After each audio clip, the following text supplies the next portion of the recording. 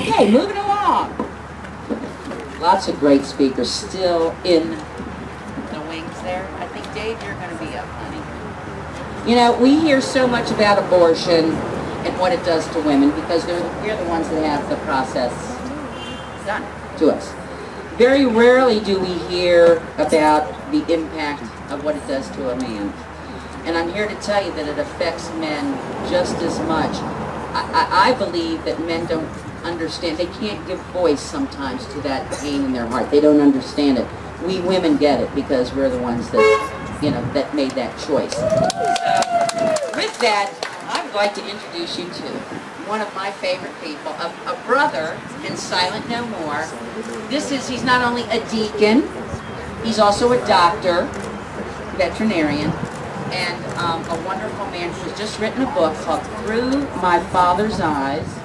It's all what every man and woman should know about abortion, and it's a wonderful book, but it's also really Dave's story about his lost fatherhood. So ladies and gentlemen, please welcome Dave Russell. I'm looking around, and when we started it didn't look like there was much of a crowd, and I'm seeing this crowd is slowly growing and getting bigger and bigger and more vocal. And you know, that's exactly what we see reflected in the United States and all of our citizens today, is that slowly people are coming around to the right side of this question. That's right. Now, it's been 33 years, but I still remember sitting in an abortionist's office, waiting, knowing my son was about to die. No one spoke to me. No one looked me in the eyes. They did their best to ignore me. You see the staff in that abortuary? They didn't care what I thought. They didn't care if I thought my son was dying. They didn't care one bit about my son. And they didn't even care for his mother, really. To them, she was just one more sorry young woman who'd gotten herself in a tight spot, and I was the schmuck that put her there. I suspect they looked down on us all. You know, just like the people in that place. Today, we were young, we were poor, we were scared, in crisis. And they had a quick fix for us. For a price.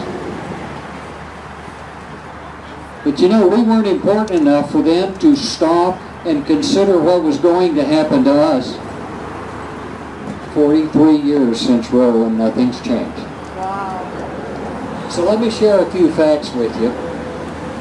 And then I'd like to consider what we can learn from those facts. Now, we all know that abortion kills children. That is just the horrific truth of the matter. That's right. But I want to share a bit with you about the moms and the dads that have to live after that procedure. You know, it's funny.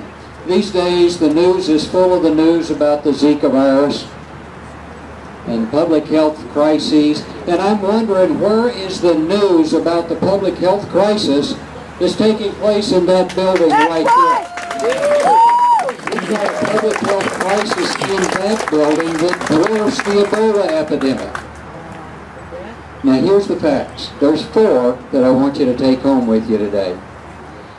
Compared to a non-pregnant woman, a post-abortive woman is 76% more likely to die in the first year after her abortion. That's right. Her chance of dying, if we compare her to her neighbor who delivers her baby, is 252% higher. Wow. Don't tell me that abortion makes her safer. She's almost 3 times safer to deliver her baby. That's right. Did you know she's 14 times more likely to be murdered? And she's 6.5 times more likely to take her own life. Exactly. And you know, that risk stays elevated for at least 8 years. We don't know how long it stays elevated. They just stopped the study at 8 years. If an industry was polluting our water to the extent that it had the public health effects that abortion has on our population, we'd be up in arms. Exactly. And you know, we haven't even talked yet about the increased rates of cancer, premature births and miscarriages in later pregnancies, the life-threatening complications that come in those later pregnancies, alcoholism, drug abuse, domestic violence, failure to bond to other children, stupendous rates of divorce, depression, anxiety. You know, this sad list goes on and on and on. Now, I promised you I'd tell you something that we can learn from these facts. So here goes. Given these facts, we can very easily, very logically figure out what some people are telling us.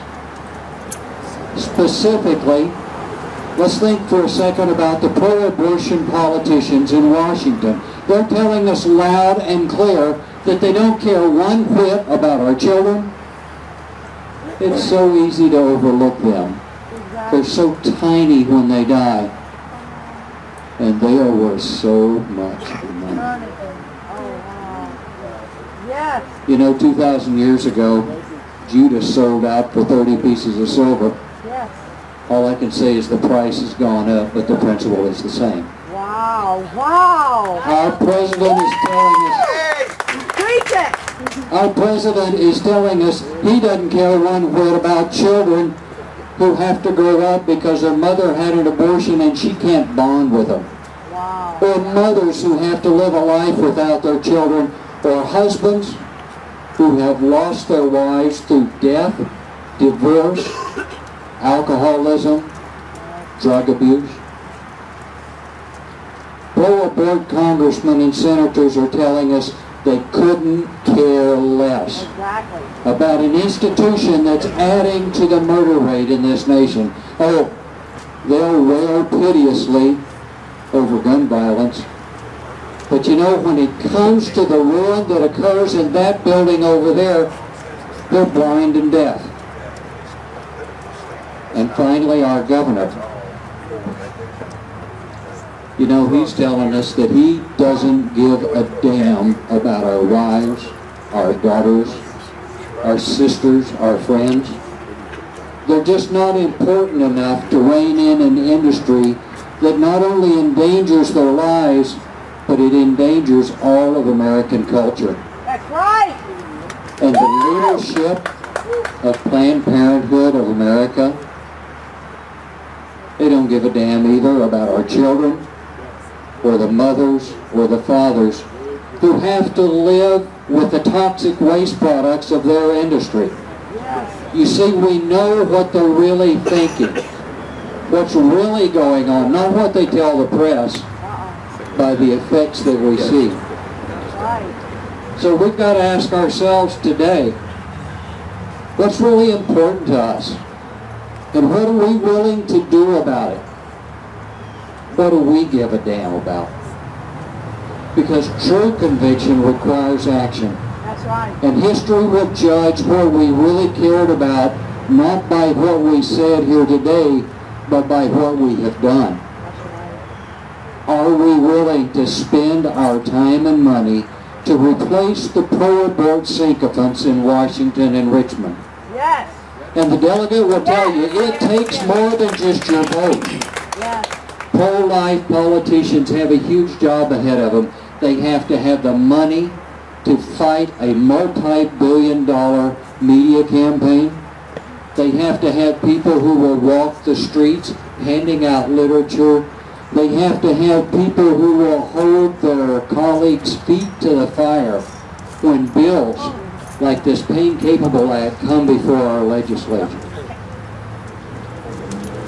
Are we willing to be known by our neighbors, by our co-workers, as a people who are totally dedicated to the sanctity of human life, not just the babies, but all its stages? And are we willing here today to be the seed that mounts a peaceful and life-affirming American Revolution, one no less important than that in 1776? You know, history is usually made not by a huge group, but by a small group of very dedicated people who are willing to act while the rest of society slumbers or even denigrates them like that guy. You know, there were a lot of Americans that didn't want a revolution in 1776. There were many Americans who could have cared less about civil rights for our African American brethren. Women's suffrage, did you know it was ratified by one single vote? One vote, cast by a very lonely, I'm sure frightened, and very courageous man who had the guts to do what was right. This is one of those rare moments in history.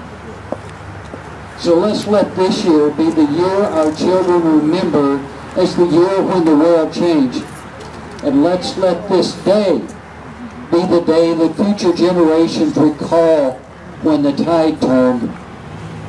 And let this be the moment, this moment, when each person here dedicates, just like our forefathers, our lives, our fortunes, and our sacred honor to the great cause that everyone might have life. Thank you.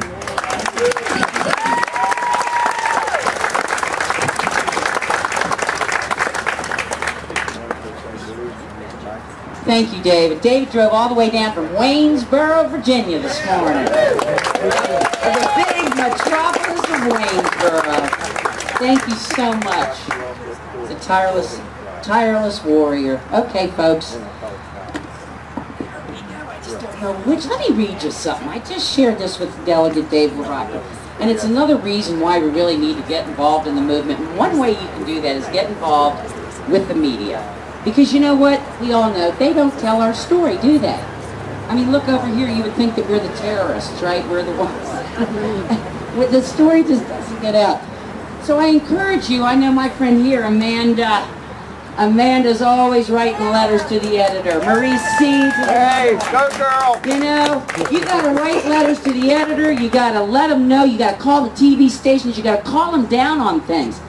I love this. This was in the paper the other day. It was a letter to the editor. It just ties it all together about how duped we're getting from this organization. It says, no public money for Planned Parenthood. Why did Governor Terry McAuliffe veto the bill to defund Planned Parenthood? Could it possibly be because when he was running for governor in 2013, he received a campaign contribution of almost $2 million from the political wing of Planned Parenthood? What do you think about that? And where did Planned Parenthood get that money? From us. Here's the key. Thank you. First, it was collected as taxes, and then the state of Virginia gave it to the organization. To show its gratitude, Planned Parenthood, in turn, donates this money to politicians who are friendly to its cause.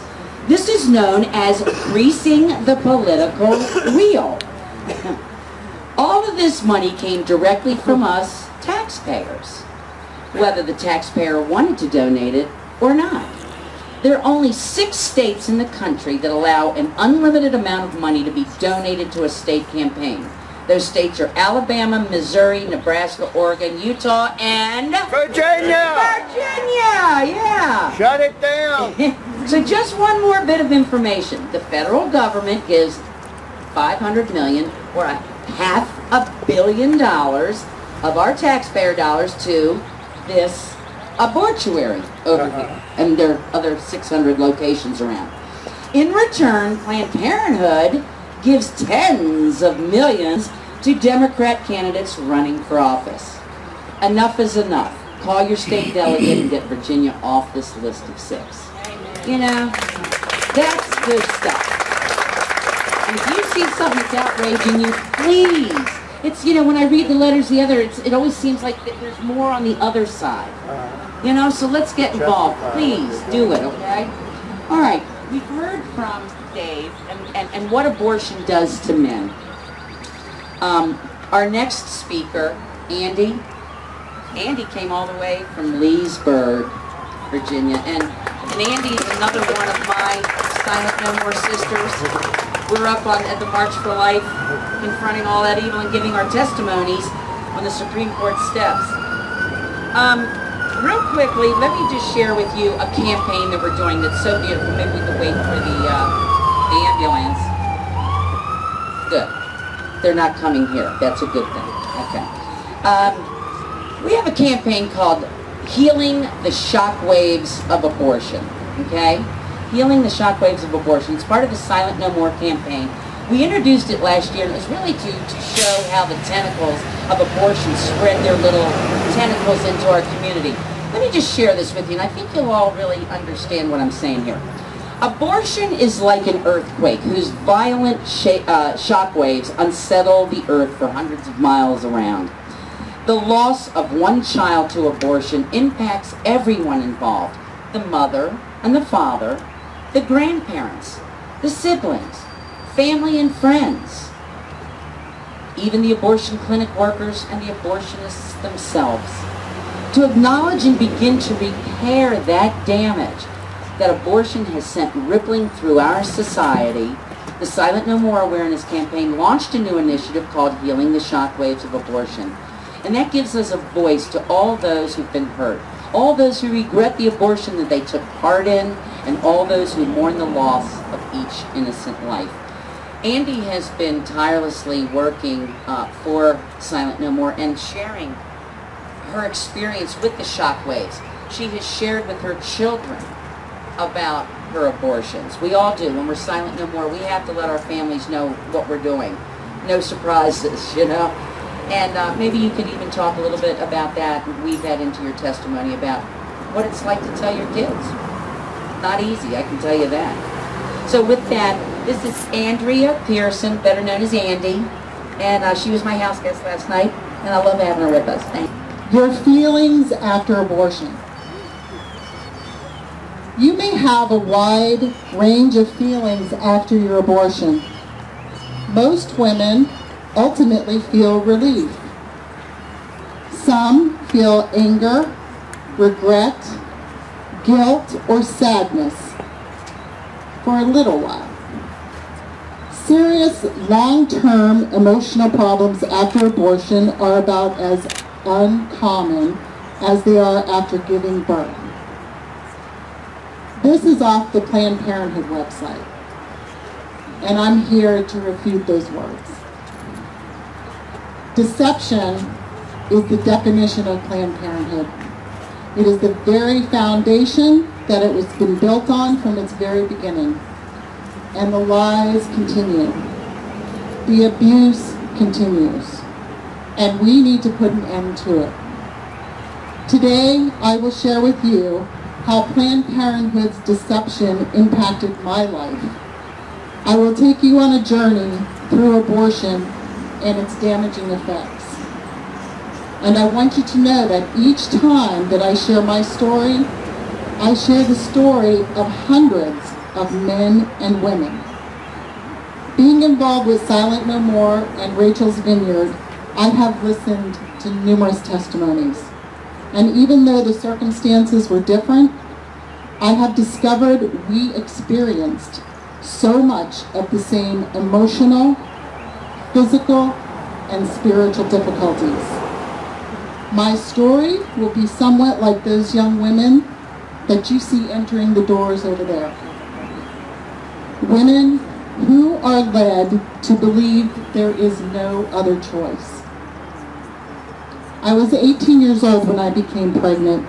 In my despair, I went to a local Planned Parenthood, hoping to get information and advice.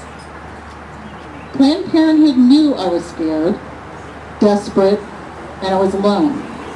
And they took advantage of my situation. This is where I was sold the lies, and I bought those lies.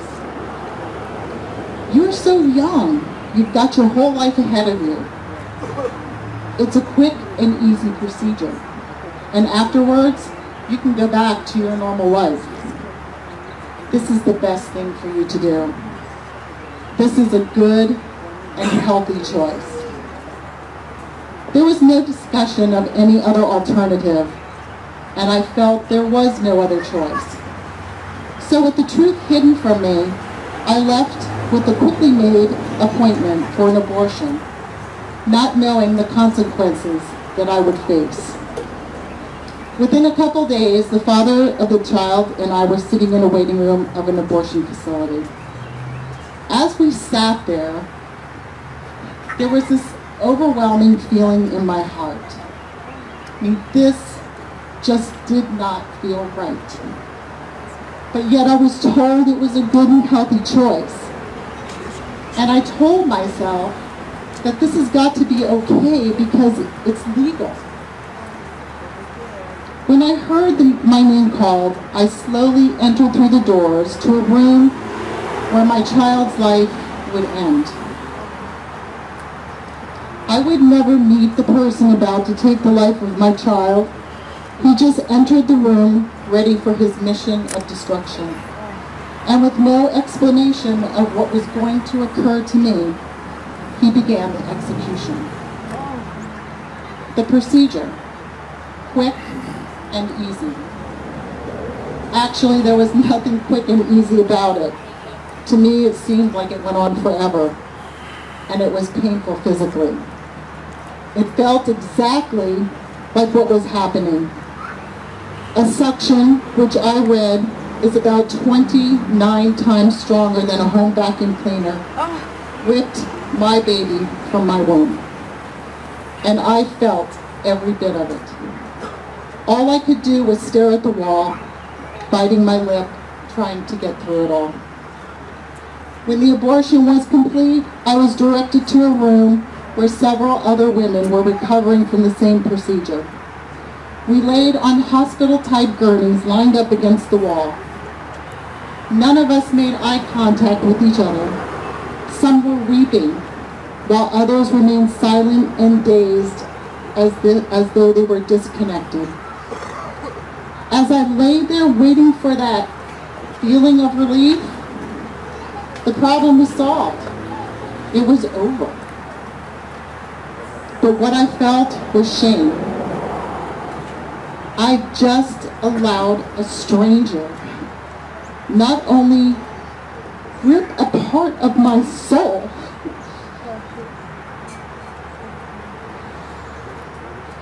but my baby out of my body. And during this time, there was no staff member that ever came to ask how we were doing or offer support or comfort. The only contact that was made was when it was time to send us home.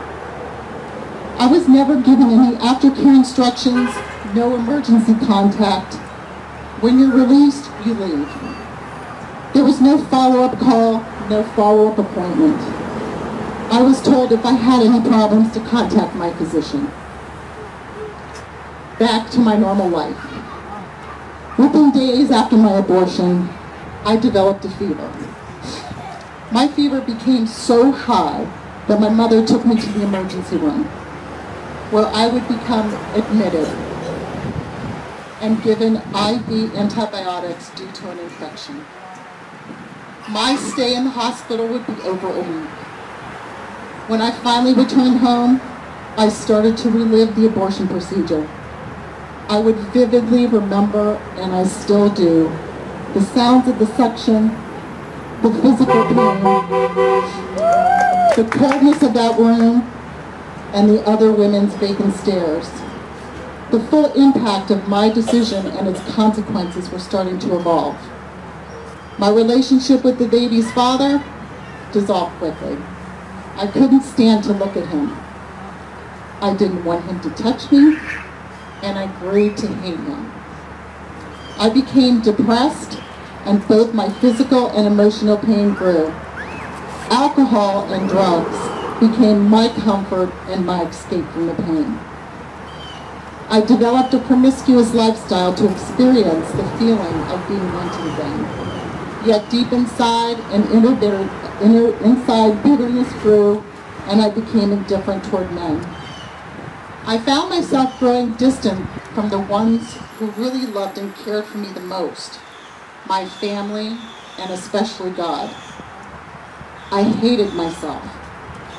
I became numb to my feelings. During this horrific cycle of drinking, drugs, and sexual sin, I had 2 more abortions. This is the darkness that I lived for several years. I became so self-destructive that my mother and sister started traveling to various churches, knocking on doors asking clergy and prayer groups to pray for me. My mother spent many sleepless nights praying for me herself. And yes, there were those moments where I felt God's presence and the desire to go to Him. But I refused to listen to that call. I was ashamed of what I had done, and I thought, how could God ever forgive me? Look at what I've done. Look at the life I'm living. At what I considered the lowest point of my life, lost and feeling there was nothing left, I felt that there was no one to talk to. And this was a very difficult secret to bear. The thoughts of ending my life became more frequent, and I knew if I didn't seek help, those thoughts would soon be reality. I decided to go to a place where the seed of faith was planted in my youth. I went to a church, and I sat there, and I cried, and I begged God for help. At that moment, a priest entered the church, and by God's grace, I gained strength to seek help. He became my confessor and my spiritual guide. Clergy, you are so important.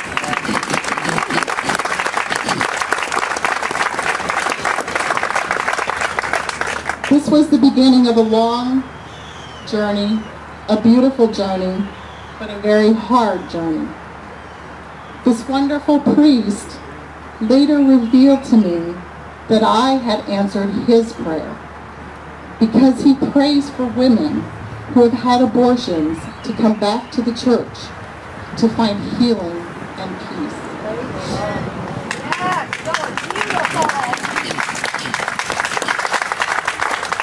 In this journey of healing, I would attend a Rachel's Vineyard retreat, where I truly experienced God's mercy and forgiveness. I reconnected more with my faith. I was able to acknowledge, grieve, and give dignity to each of my children.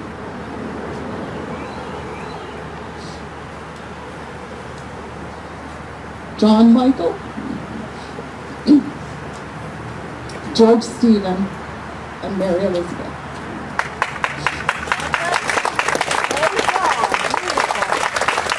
I was finally able to forgive myself, and I left the retreat no longer bound to my past sinful actions. I realized that no matter what I had done, no sin was beyond the reach of God's grace. Amen. Amen. Beautiful. Many of us have been or possibly will be impacted by the abortion of an unborn child. Fathers, mothers, grandmothers, uncles, aunts, siblings. Abortion has many victims beyond the child who is destroyed. The ripple effect is like tossing a pebble into a pond. Through my life, I've had to confront many challenges, and I know there's going to be more. I look back at the many people who were affected by my abortion, and it pains me. One of the most difficult challenges was to tell my children. I have a 24-year-old son and a 16-year-old daughter. I talk to them individually and at different times in their life. I have been incredibly blessed.